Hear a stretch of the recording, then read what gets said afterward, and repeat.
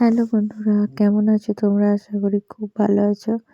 আর আমি তো ভালো নেই, আগের ভিডিওতে তোমাদেরকে বলেই দিলাম। যাই হোক, তবুও তো জীবন তো চলবেই। তাই দেখো, ঘরের কাজবাজ সব কিছু করা হয়ে গেছে। বাড়িতে কেউ নেই, আমার শ্বশুরমশাইকে দেখতে গেছে আমার শাশুড়ি মা আর তোমাদের দাদাভাই। আর আমি এখন ছেলেকে ঘুম পাড়িয়ে দিয়ে ছাদে আসছি, যেহেতু আজকে প্রচুর রোদ বেরিয়েছে। তাই এই কাঁথা জামা কাপড় কিছু ছিল মিলে শুকনো জামা কাপড়গুলো তুলে নিচ্ছি। আর নিচেতে ছেলে তো ঘুমিয়ে পড়েছে, তাই জন্য আমিও ভাবছি যে আমার তো খাওয়া হয়ে গেছে অনেকগুলো, সেগুলো গিয়ে এখন মেজে নেবো, মেজে ধুয়ে নেবো। আর তোমাদের সঙ্গে যেই কথাটা আজকে বলবো বলে ভিডিওটা বানালাম।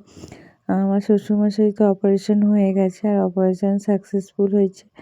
আর তোমাদের দাদা তো ওখানেই ছিল। রাত্রিবেলা যেহেতু থাকতে দেয় না, তার জন্য দিনের বেলা যতটা মানে দেখার সময় দেয় ততটুকু থেকে আবার চলে আসে। আর যেহেতু টমেটোগুলো পেকে গেছে, সেইগুলো বাছতে হবে। সেই জন্য তোমাদের দাদা বেছে নিচ্ছে বিকালের দিকে। ও এসে মাঠের জমিতে গেছিলো, দেখে এসে টমেটোগুলো বাচ্চা, যেগুলো কোনোদিনও করেনি বিয়ের পর। বিয়ের আগে হয়তো করেছিল, এখন যেই থেকে নিজস্ব একটা কাজ করে, সেই থেকে চাষের জিনিসপত্র বেশিরভাগ দেখাশোনা করে না, বাবাই করে, মানে শ্বশুরমশাই করে।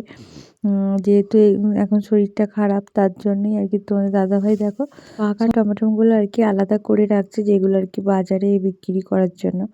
আর আমার ছেলে তো কিছুতেই থাকছে না, একবার করে শুধু নেমে পড়ছে। আর যেহেতু আমাদের স্নান করা নেই, তার জন্য মানে ডেটও করা নেই, ছাদটা ও শুধু পায়েতে লেগে যাচ্ছে, ওকে দাঁড় করে দিচ্ছি বারবার করে, আবার বসে পড়ছে। তাই তোমাদের দাদাভাই বললো, তুমি ছেলেকে ধরো, আমি বাসছি। কিন্তু যে সন্ধে হয়ে যাবে গো, এখন বাজে 5:10-15, কারণ আর 5-10 মিনিট পরেই এক্ষুনি সন্ধে হয়ে যাবে। তার জন্য আমিও যতটা পারছি হেল্প করে দিচ্ছি, যাতে তাড়াতাড়ি এগিয়ে যায়। বাবাই এগুলো দেখাশোনাটা বেশি করতো, যেহেতু সবার নিজস্ব একটা কাজ আছে, তার জন্য। কারণ তোমাদের দাদা আলাদা বাইরে কাজ করে, চাষের কাজটা অতটা দেখতে সময় পায় না। আর যেহেতু বাবার এখন শরীরটা খারাপ, তাই তোমাদের দাদা এখন এই সব কাজগুলো করে দিচ্ছে, নিজস্ব কোনো কাজে যায়নি। আর আমিও তার জন্য হেল্প করার জন্যই আসলাম, কিন্তু হেল্প তো করতে পারলাম না। তাই জন্য আমি আমার শাশুড়ি মাকে আবার ডাকলাম।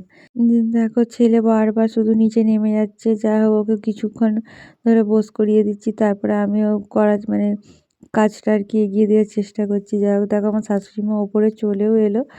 আর আমি তো খুব একটা ভালো বাছতে পারি না, কারণ যেহেতু খুব একটা পাকেনি। দেখো, সবুজ হাফ আর লাল, আর সব একদম লাল টকটকে হবে, সেগুলো বাছতে হবে। চলো, তোমাদেরকে তো কতগুলো বাছলাম দেখাইনি, নিচে গিয়ে দেখা।